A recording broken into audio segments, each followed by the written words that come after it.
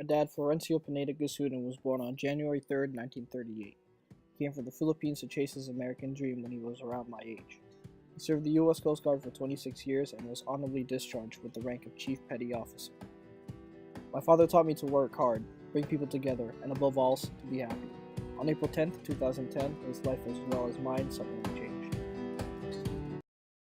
I came home from work at 8 a.m. to see my dad get ready to go to one of his doctor's appointments. I asked him if he wants me to take him. He said to not worry about it and to get some rest. I obliged and fell asleep. I woke up around 11 a.m. by my mom shaking me to wake up. She told me my dad was in the ER, where I was only working 3 hours ago. She said that my dad fell somewhere and had to be resuscitated. I rushed to the ER and saw my dad laying there, completely confused. My dad was admitted for a subdural hematoma and might need surgery. I always thought to myself, maybe if I took my dad to his doctor appointment, that this would have never happened. My father has dementia, and the injury only made it worse. He would sometimes not remember who his own family was and was very violent and aggressive. He was in the hospital and rehabilitation center for almost 2 months. I had to change my lifestyle completely. I was completely responsible for my dad's well-being when my mother was working. For a whole year, my life was a crazy balance of taking care of my dad, going to school, going to work, and dealing with whatever else life threw at me. I turned 21 the following year, and I was not coping with the situation well. I would go to Atlantic City to play poker to cope with everything. I was in a very dark moment in my life. I didn't know how to deal with the skeletons in my closet until the fall semester of 2011. You ready? Okay. Hi. Why did you create F.U.N.K? What's the history of F.U.N.K? During my time when I was president of the Asian Culture Club. Mm-hmm. And I was thinking to myself, it would be really, really awesome to have Kane's very own Filipino club. During my time there, Eric Capito transferred over to Kane, and it was literally by luck. Transferred over to Kane. I wanted to know right away, hey, is there a Filipino club around? Where can I go? Where's my base? Because I'm gonna need some friends. I have no friends whatsoever. I'm a transfer student. My twin brother didn't come with me, so I know at least if I find a group of people who share the similar interests or have similar backgrounds towards my culture, which is the Philippines, and I'm Filipino, then we have something to talk about. Let's make history. I know there's Filipinos out on campus that probably feels the same way I felt. So I wanted them to feel like they had a home. So I happened to just be walking out of University Center. He passes by me. He just comes up to me. It's like, hey, man, is there a Filipino club? He just randomly asked me, out of nowhere. And I'm like, no, but I was thinking about starting one. It's like, God just sent me to a random person in my direction. He knew that I was the right guy, as much as I knew he was the right guy too. It started as a group of interested people and came to life. This guy Lester, he came into the bookstore when I was working there at the time, and he was just like, hey, I'm going to start a Filipino club. He's like, I want you to join. So he didn't really know me, he was just looking for people to recruit, and I thought it was a good idea. And then from there, it just, took it to new heights. What does F.U.N.K mean to you? To me, F.U.N.K is more than an organization or any type of club like that. To me, it's more of like a family. It's like a whole group of people that don't even know each other, and then they just end up becoming, a family. It might be cheesy, but definitely family. Like a family. Family. Family. It's like another family. Family. Same thing, family. The F in F.U.N.K might as well stand for family. And that type of bond created, and ever since, it's been something really strong. That's something that's held the organization together. What does it mean to be American? When you think of American dream, you think of a white man's dream. If you think of it doesn't have to be a man or a woman, but you think of a white person's dream. Getting rich, big house, white picket fence. You know what I mean? American flag at the front door. Being patriotic, really having that kind of love for the United States, where you live. I take the national anthem seriously. I play sports too, so anytime that thing comes on, it's kind of I'm very proud to hear it. Hamburgers, hot dogs, and Budweiser. And baseball. That's it. It's about yourself. Being able to express who you are as an individual and being able to express yourself freely. Figure out who you really are in America because there's like so many different types of people. It's like being able to find yourself, being able to identify with yourself.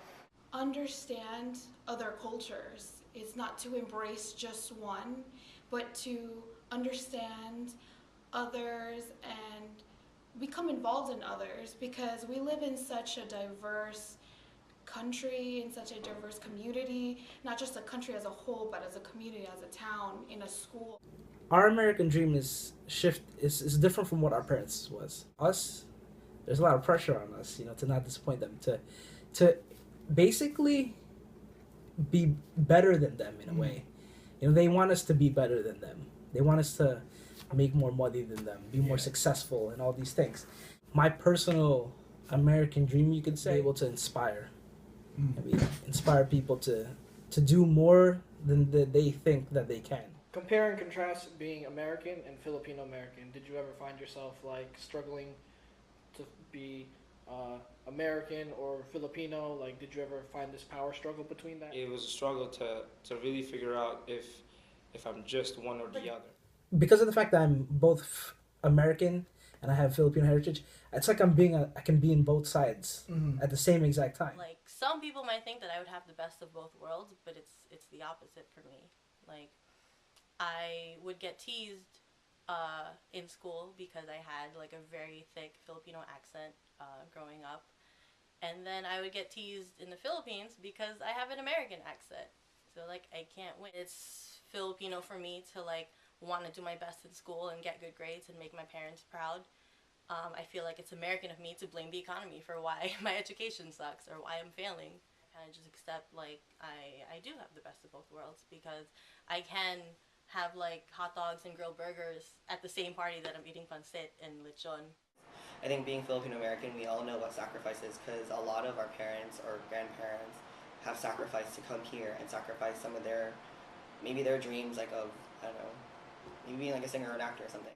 A lot of rules, a lot of things to follow. I mean, there's a lot of rules in the Philippines, but there's also like, they're not as enforced as here in America.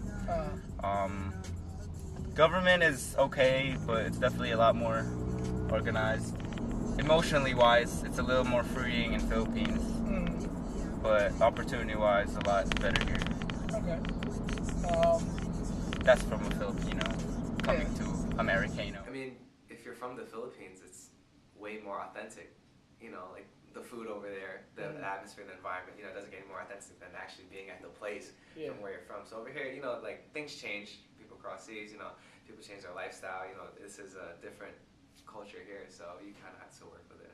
At least I give them the opportunity to see what it's like to be an American, to show them how it is to be living here and how it's like it's acceptable to do the things you do other than what they couldn't do in the Philippines. I'm gonna be Filipino, full Filipino, when I know the language in and out of I can speak it, I can hear it, I can write it. You just don't want to lose where you came from or your roots, Like, you just have to understand that, like, your parents came over here on a boat or on a plane for you. So, like, the least you can do is just don't let it die.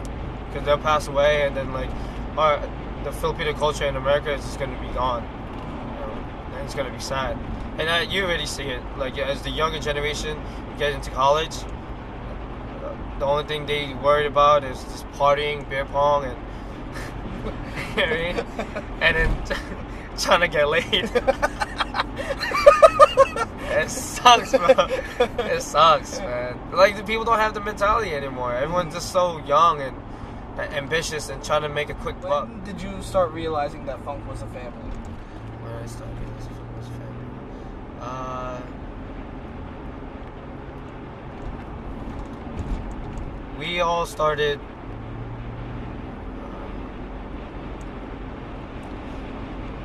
Well, I actually started with you. Oh. Yeah. It didn't even deal with any culture or anything.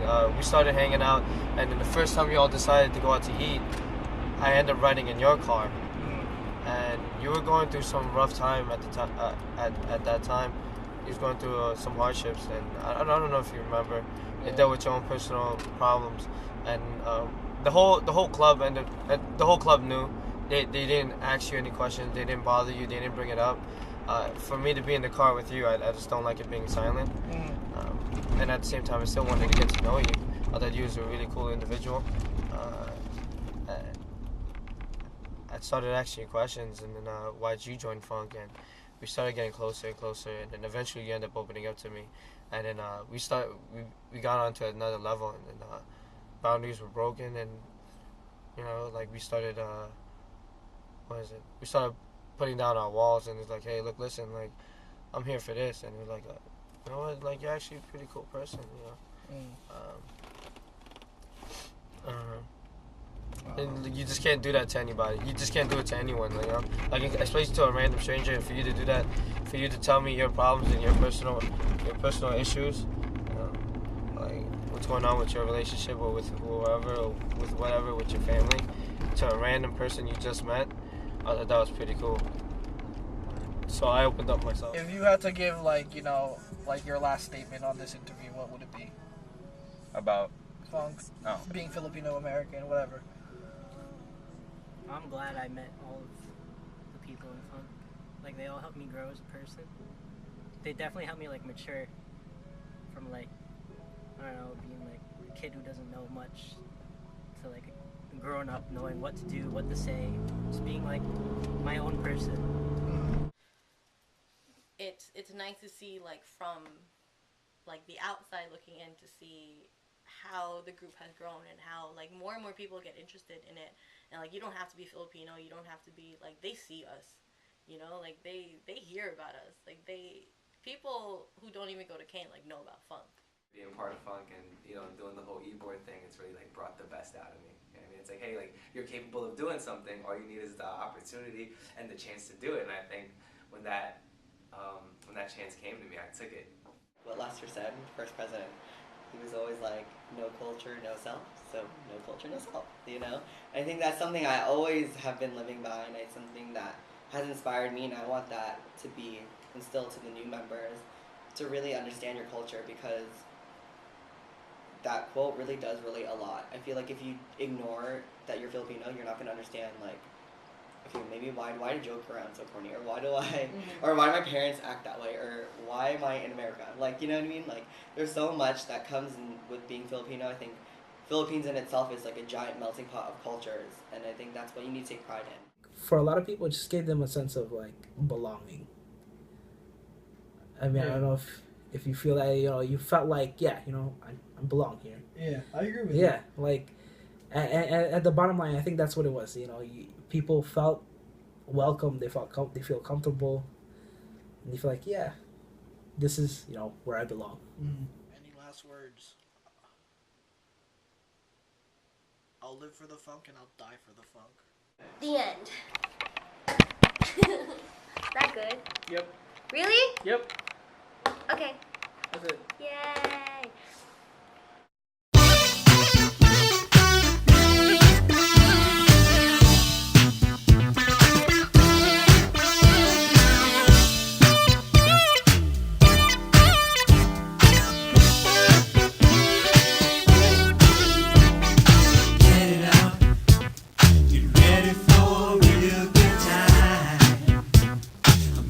Try to blow your mind.